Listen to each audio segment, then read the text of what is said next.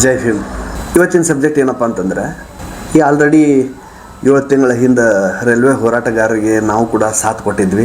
Kushtagi to Hubballi ಅಥವಾ Kushtagi to Bengaluru ಅಥವಾ Kushtagi to ಬನ್ನಿಕೊಪ್ಪತನ, ಅಟ್ಲೀಸ್ಟ್ ಕುಷ್ಟಗಿ ಟು ಬನ್ನಿಕೊಪ್ಪತನ ಸ್ಟಾರ್ಟ್ ಆದ್ರೆ ಭಾಳ ಒಳ್ಳೆಯದು ಅನ್ನೋ ಕಾರಣಕ್ಕೆ ಈ ಒಂದು ಕುಷ್ಟಗಿ ಹೋರಾಟ ಸಮಿತಿಯವ್ರ ಜೊತೆ ನಾವು ಕೂಡ ಕೈ ಜೋಡಿಸಿದ್ವಿ, ಸಹಕಾರ ಕೊಡೋ ಪ್ರಯತ್ನ ಮಾಡಿದ್ವಿ. ಮತ್ತು ಇಲ್ಲಿ ಒಂದು ವಿಳಂಬ ಏನಾಗಿತ್ತಪ್ಪ ಅಂತಂದರೆ, ಯಲಬುರ್ಗಾದ್ದು ರೈಲ್ವೆ ಸ್ಟೇಷನ್ನು ರೆಡಿಯಾಗಿ ಭಾಳ ದಿವಸ ಆಗಿತ್ತು, ಆದರೂ ಟ್ರೈನ್ ಓಡ್ತಿರಲಿಲ್ಲ. ಆ ವಿಚಾರವಾಗಿ ರೈಲ್ವೆ ಹೋರಾಟಗಾರರು ನಮ್ಮ ಗಮನಕ್ಕೂ ತಂದರು. ನಾವು ಕೂಡ ರಣಗಲ್ ನ್ಯೂಸ್ ಮುಖಾಂತರ ನಿಮ್ಮ ಧ್ವನಿಯಾಗಿ ಅವ್ರ ಜೊತೆ ಕೈ ಜೋಡಿಸಿದ್ವಿ. ಇದು ಸ್ವಲ್ಪ ಇತಿಹಾಸ. ಇವತ್ತಿನ ವಿಚಾರ ಏನಪ್ಪ ಅಂತಂದರೆ, ಬಹುಶಃ ನನ್ನ ವಾಯ್ಸ್ ಕ್ಲಿಯರ್ ಇತ್ತಂದ್ರೆ ಯಾರಾದರೂ ಎಸ್ ಅಂತ ಹೇಳ್ರಿ, ವಾಯ್ಸ್ ಬರಾಕತ್ತಿತ್ತೋ ಇಲ್ಲೋ ನನಗೆ ಗೊತ್ತಿಲ್ಲ. ಅದೇ ರೀತಿ ಇವತ್ತಿನ ಸಬ್ಜೆಕ್ಟ್ ಏನಪ್ಪ ಅಂದ್ರೆ, ಇದು ರೈಲ್ವೆ ವಿಚಾರವಾಗಿ ಸ್ವಲ್ಪ ಅವಾಗವಾಗ ಸೌಂಡು ಡಿಸ್ಟರ್ಬೆನ್ಸ್ ಆಗ್ಬೋದು. ಸಾರಿ ಫಾರ್ ದಟ್, ಏನು ಮಾಡೋಕ್ಕಾಗಲ್ಲ. ಇವು ಕೆಲವೊಂದಿಷ್ಟು ಕಾರಣಾಂತರದಿಂದ ನಮ್ಗೆ ಅವಾಗವಾಗ ಲೈವ್ ಬರೋಕ್ಕೆ ಆಗ್ತಿರಂಗಿಲ್ಲ. ಒಳ್ಳೆ ಜಾಗ ಬೇಕು, ಸೌಂಡ್ ಪ್ರೂಫ್ ಏರಿಯಾ ಇರಬೇಕು, ನಿಮ್ಮ ಜೊತೆ ಮಾತಾಡಬೇಕಾದ್ರೆ ಇನ್ನೊಬ್ಬರು ಯಾರು ಡಿಸ್ಟರ್ಬ್ ಮಾಡಬಾರ್ದು ಅನ್ನೋ ಎಲ್ಲ ಆಸೆಗಳು ನಮಗೆ ಇರ್ತಾವೆ. ಆದ್ರೆ ಆ ಥರ ಆಗಲ್ಲಲ್ಲ, ಸತ್ಯಾಂಶ ಬೇರೆ ಇರುತ್ತೆ. ಆದರೂ ನಿಮ್ಮ ಜೊತೆ ನಾವು ಕಲಿಬೇಕು, ಜೋಡಣೆ ಆಗಬೇಕು, ನಿಮ್ಮ ಜೊತೆ ಜೋಡಣೆ ಆಗಬೇಕು, ಮಾತಾಡಬೇಕು ಅನ್ನೋದು ನಮಗೂ ಸಹ ಅವಾಗವಾಗ ಇರುತ್ತೆ. ಆದ್ರೆ ಸಮಯ ಸಿಕ್ಕಿರಂಗಿಲ್ಲ, ಟೈಮ್ ಇರಲ್ಲ, ಅಥವಾ ಲೈವ್ ಬರೋ ಮನಸ್ಸಾಗಿರಲ್ಲ, ಅಥವಾ ಸಮ್ ಟೈಮು ಸಬ್ಜೆಕ್ಟು ಕನ್ಫ್ಯೂಷನ್ ಇರ್ತೈತಿ. ಎನಿವೇ, ಇವತ್ತಿಂದು ಸಬ್ಜೆಕ್ಟು ರೈಲ್ವೇದು. ತೀರಾ ಇತ್ತೀಚೆಗೆ ಒಂದು 3-4 ದಿವಸದ ಹಿಂದೆ ಒಂದು ನಾವು ವರದಿ ಮಾಡಿದ್ವಿ. ಅದು ಮಾನ್ಯ ನಾರಾಯಣ ಸಾಬ್ ಭಾಂಡ್ಗೆ ಬಾಗಲಕೋಟೆ ಅವರು, ಇವರು ರಾಜ್ಯಸಭಾ ಸದಸ್ಯರು, BJP ರಾಜ್ಯಸಭಾ ಸದಸ್ಯರು.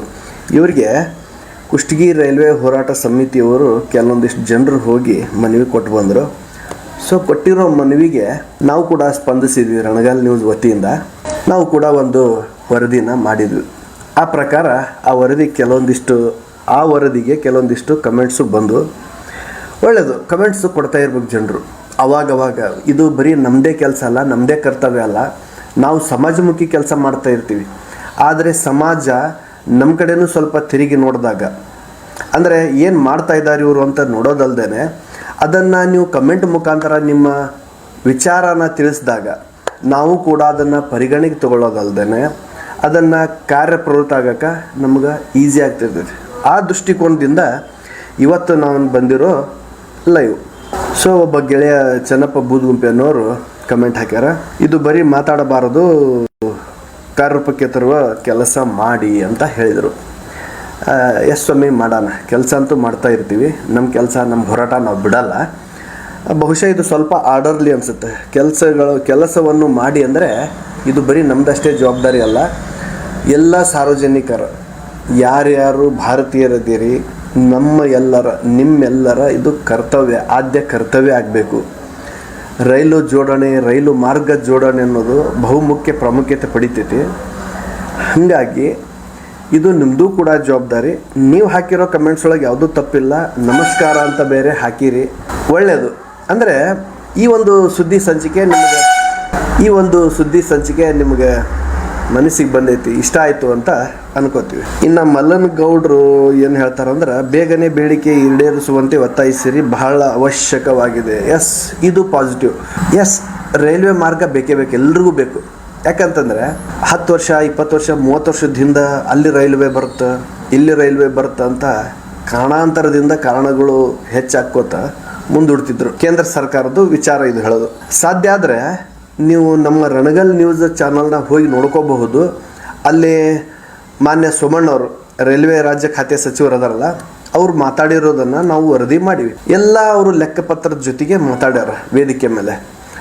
ಯಾವ್ಯಾವ ಕೆಲಸ ಎಲ್ಲೆಲ್ಲಿ ಎಷ್ಟೆಷ್ಟಾಗೈತೆ ಅನ್ನೋದನ್ನು ಅವರು ಡೀಟೇಲಾಗಿ ಮಾತಾಡ್ಯಾರ. ಅದು ಕೂಡ ನೋಡ್ಬೋದು ಆಸಕ್ತರು. Thank you for comments. ಅದಾದಮೇಲೆ ಶರಣಗೌಡರು, ಚಿತ್ರದುರ್ಗದಿಂದ ಹೊಸಪೇಟೆ ರೈಲು ಮಾರ್ಗ ಮಾತ್ರ ಸಾಕು, ಹೊಸಪೇಟೆಯಿಂದ ಯಲಬುರ್ಗಾವರೆಗೆ ರೈಲ್ವೆ ಲೈನ್ ಇದೆ, ಯಲಬುರ್ಗಾದಿಂದ ಬಾದಾಮಿವರೆಗೆ ಟ್ರ್ಯಾಕ್ ನಿರ್ಮಾಣ ಮಾಡಿದರೆ ಸಾಕು, ಚಿತ್ರದುರ್ಗ ಆಲಮಟ್ಟಿ ರೂಟ್ ಜೋಡಣೆ ಆಗುತ್ತೆ, ಹಣ ಭೂಮಿ ಎರಡೂ ಉಳಿಯುತ್ತೆ. ಎಸ್ ಬ್ರದರ್, ಏನಾಗುತ್ತೆ ಅಂದರೆ ಹಣ ಮತ್ತು ಭೂಮಿ ಎರಡೂ ಒಟ್ಟಿಗೆ ಉಳಿಸೋಕ್ಕಾಗಲ್ಲ. ಹಣ ಉಳಿಸ್ಬೋದು ಅಥವಾ ಭೂಮಿ ಉಳಿಸ್ಬೋದು. ಕೇಂದ್ರ ಸರ್ಕಾರ ಹತ್ರ ಸಾಕಷ್ಟು ಅನುದಾನ ಐತಿ, ದುಡ್ಡು ಐತಿ ರೈಲ್ವೆ ಸಲುವಾಗಿ ಅಂಥೇಳಿ ಎತ್ತಿಡೋ ಸಲುವಾಗಿ.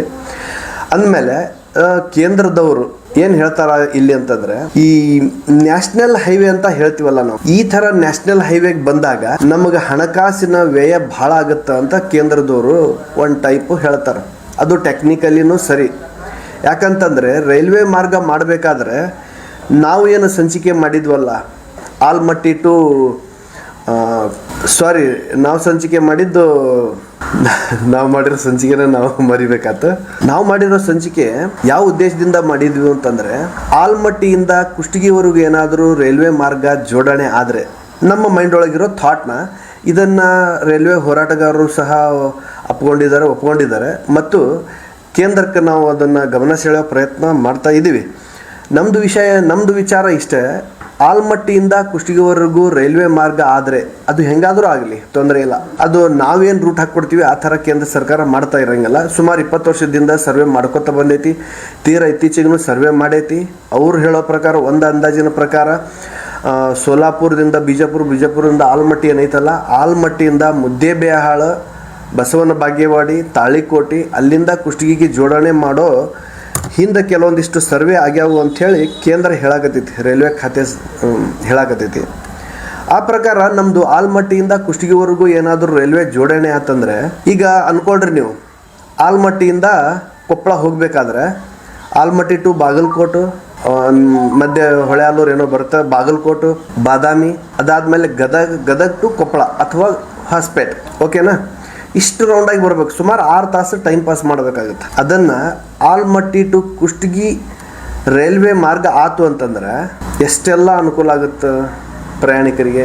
ಸಾರಿ ಫಾರ್ ಸ್ಲೋ ಕನೆಕ್ಷನು, ನನ್ನ ಕಡೆಯಿಂದ ಸ್ವಲ್ಪ ಕನೆಕ್ಷನ್ ಪ್ರಾಬ್ಲಮ್ ಆತಂದ್ರೆ ಸಾರಿ. ಯಾಕಂತಂದರೆ ಕೆಲವೊಂದಿಷ್ಟು ಇಲ್ಲ ಅನ್ನಗಳ ನಡಬರ್ಕ ನಾವು ನಿಮಗೆ ಸುದ್ದಿ ತಪ್ಪಿಸೋ ಪ್ರಯತ್ನ ಮಾಡ್ತೀವಿ ಮತ್ತು ನಿಮ್ಮ ಜೊತೆ ಸೇರೋ ಪ್ರಯತ್ನನೂ ನಾವು ಮಾಡ್ತೀವಿ.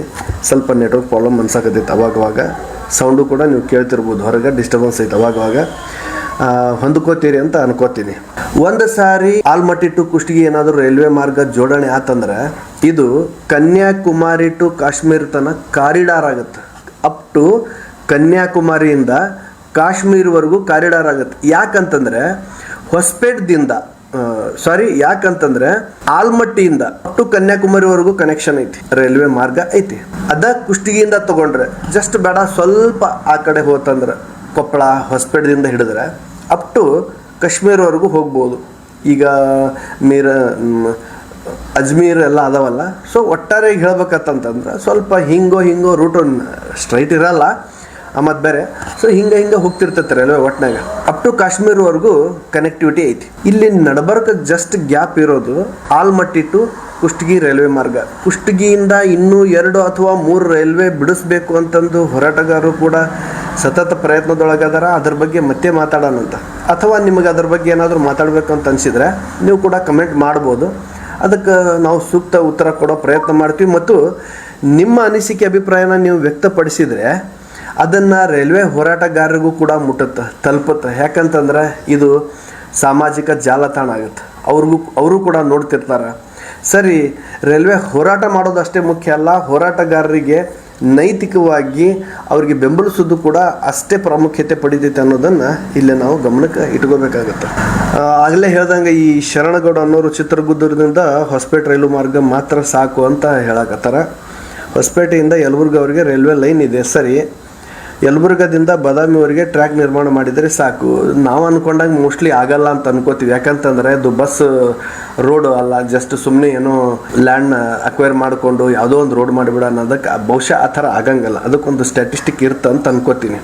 ಅಲ್ಲ, ಇದು ಇರ್ತೈತೆ. ಅದಕ್ಕೆ ಚಿತ್ರದುರ್ಗ ಆಲ್ಮಟ್ಟಿ ರೋಡ್ ಜೋಡಣೆ ಆಗುತ್ತೆ? ಇಲ್ಲ. ಯಲಬುರ್ಗದಿಂದ ಬಾದಾಮಿ ಆದರೆ ಆಲ್ರೆಡಿ ಕೊಪ್ಪಳ ಗದಗ್ ಬಾದಾಮಿ ಆಲ್ರೆಡಿ ರೂಟ್ ಐತಲ್ಲ. ಏನು ನಾನು ಆಲ್ಮಟ್ಟಿಗೆ ಹೇಳಿದ್ನಲ್ಲ ಅದೇ ರೂಟು, ಅದರದ್ದೇನು ಪ್ರಶ್ನೆ ಇಲ್ಲ. ಆದರೆ ದುರ್ಗ ಟು ಆಲ್ಮಟ್ಟಿ ರೋಡ್ ಜೋಡಣೆ ಆಗುತ್ತೆ? ಸುಮ್ಮನೆ ಆಗಲ್ಲ. ಹೆಂಗಾಗುತ್ತದು? ಅಲ್ಲಿ ಕೆಲವೊಂದಿಷ್ಟು ಕನೆಕ್ಟಿವಿಟೀಸ್ ಪ್ರಾಬ್ಲಮ್. ಫಾರ್ ಎಕ್ಸಾಂಪಲ್ ಹೇಳಬೇಕಪ್ಪ ಅಂತಂದರೆ, ಈ ಟಿ.ಬಿ ಡ್ಯಾಮ್ ಐತಲ್ಲ, ಮುಂಡರಾಬಾದ್ ಬೇರೆ, ಟಿ.ಬಿ ಡ್ಯಾಮ್ ಬೇರೆ. ಟಿ.ಬಿ ಡ್ಯಾಮ್ದಿಂದ ಕನೆಕ್ಷನ್ನು ಒಂದು ಮೋಸ್ಟ್ಲಿ ಆ ಹೊಳೆ ದಾಟುಕೊಂಡು ಯಾವ್ರದ್ದು ಹಗರಿ ಬೊಮ್ಮನಹಳ್ಳಿಗೇನೋ ಟಚ್ ಮಾಡ್ತಾರೆ ಅವರು. ಆ ರೈಲ್ವೆ ಟ್ರ್ಯಾಕಿಗೆ ನಾವು ಆಲ್ಮಟ್ಟಿಯಿಂದ ಅಲ್ಲಿಗೆ ಕನೆಕ್ಷನ್ ಕೊಡ್ರಿ ಅನ್ನೋದು ಸ್ಟೈಲ್ ಒಳಗೆ ಕೇಂದ್ರಕ್ಕೆ ಒತ್ತಡ ತರೋ ಪ್ರಯತ್ನ ನಮ್ಮದು ನಡೆದೈತಿ. ಅದಾದಮೇಲೆ ಬಾಗಲಕೋಟೆ ಕುಡ್ಚಿ ಎಲ್ಲಿಗೆ ಬಂತೋ ಸಂಗಯ್ಯ ಅನ್ನುವಂತಾಗಿದೆ. ಗುರುರಾಜ್ ಆಲೂರವರು ನಿಮ್ಮದು ಕೂಡ ಒಂದು ಒಳ್ಳೆ ಕಮೆಂಟ್. ಯಾಕಂತಂದರೆ ಇಂಥ ಎಲ್ಲ ಕಮೆಂಟ್ಸ್ ಅದು ಆಮೆಗತಿ ನಿಧಾನಗತಿಯಿಂದ ನಡೆಯುವಂಥ ಒಂದು ಪ್ರಕ್ರಿಯೆ ರೈಲ್ವೆ ಮಾರ್ಗ ಜೋಡಣೆ. ವಿಜಯ್ ಸುಣ್ಕಲ್ರ ಯಾರಿವರು ಸಂಗಣ್ಣ ಅವಾರಿ ಅಂತ. ನೀವು ಸರ್ವೆ ಆಗಿದೆ 2026 ಬಜೆಟ್ನಲ್ಲಿ ಆಗಿದೆ. SWR PDF ಬಜೆಟ್ ವೀಕ್ಷಿಸಿ ಮಂಜೂರಾದರೆ ನಾವು ಸಂತೋಷ ಪಡೋಣ. ಇದು ಸಂತೋಷ ಪಡುವಂಥ ವಿಚಾರ. ಇದು ಅದಕ್ಕೆ ಅವರು ರಿವರ್ಸ್ ಕಮೆಂಟ್ ಏನಕ್ಯಾರ ಅಂದರೆ ಸರ್ವೆ ಆಗಿದ್ದರೆ ಅದರ ಮ್ಯಾಪ್ ಶೇರ್ ಮಾಡಿ ಸಾರ್ ಅಂತ ಹೇಳ್ತಿದ್ದಾರೆ. ಸರಿ, ಅವ್ರಿಗೆ ಸರ್ವೆ ಮ್ಯಾಪು ಅಥವಾ PDF ಸಿಗದೇ ಇರ್ಬೋದು. ಆದರೆ ಯಾರ್ಯಾರ ಗಮನಕ್ಕೆ ಏನೇನು ಬಂದಿರ್ತೈತಿ ಅವರು ಅದನ್ನು ತಮ್ಮ ಒಂದು ಕಮೆಂಟ್ಸ್ ಮುಖಾಂತರ ಶೇರ್ ಮಾಡೋ ಪ್ರಯತ್ನ ಮಾಡಿರ್ತಾರೆ. ಯಾರಿವರು ಸಂಗಣ್ಣ ಅನ್ನೋರು 2026 ಬಜೆಟ್ ಒಳಗೆ ಆಗೈತಿ ಅಂತ ಹೇಳಿ. ಸೊ ಈಗೇನು ನಾನು ಆಗಲೇ ಹೇಳಿದ್ನಲ್ಲ, ಕುಷ್ಟಗಿ ರೈಲ್ವೆ ಹೋರಾಟಗಾರರು ಬಾಗಲಕೋಟೆಗೆ ಹೋಗಿ ನಾರಾಯಣಸಭಾ ಹಾಂಡಿಗೆ ರಾಜ್ಯಸಭಾ ಸದಸ್ಯರನ್ನ ಏನು ಮನವಿ ಕೊಟ್ಟರು ಅಂತ ಹೇಳಿದ್ನಲ್ಲ, ಇದೇ ವಿಚಾರವಾಗಿ ಮನವಿ ಕೊಟ್ಟಿದ್ದು. ಈ ಸಾರಿ ಬಜೆಟ್ ಒಳಗೆ ಅಂದ್ರೆ ನಿರ್ಮಲಾ ಸೀತಾರಾಮನ್ ಅವರು ಈ ಸಾರಿ ಏನು ಬಜೆಟ್ ಮಂಡಿಸ್ತಾರಲ್ಲ, ಅದಕ್ಕೆ ಇಷ್ಟಂತೇಳಿ ದುಡ್ಡನ್ನು ಎತ್ತಿ ಇಡಲೇಬೇಕು ಅನ್ನೋದು ಇವರು ಒಂದು ಒತ್ತಡನೂ ಆಗಿತ್ತು. ಅದೇ ಒತ್ತಡದ ಮೇಲೆ ನಾವು ಒಂದು ಸಂಚಿಕೆಯನ್ನು ಸುದ್ದಿ ಮಾಡಿದ್ವಿ. ಇನ್ನು ವಿಜಯ್ ಸುಣ್ಕಲ್ ಅನ್ನೋರು ಕೊಪ್ಪಳ ಟು ಆಲ್ಮಟ್ಟಿ ರೈಲು ಮಾರ್ಗ ಆಗುತ್ತೆ ಅಂತ ಕನಸು ಕಂಡವರು ಕೈಲಾಸ ಕಂಡರು. ಸ್ವಲ್ಪ ನಿರುತ್ಸಾಹ ಅನಿಸುತ್ತೆ ಮತ್ತು ಆಕ್ರೋಶ ಇವರಿಗೆ ಐತಿ ಅಂತ ಅನಿಸುತ್ತೆ ಮೇಲ್ನೋಟಕ್ಕೆ.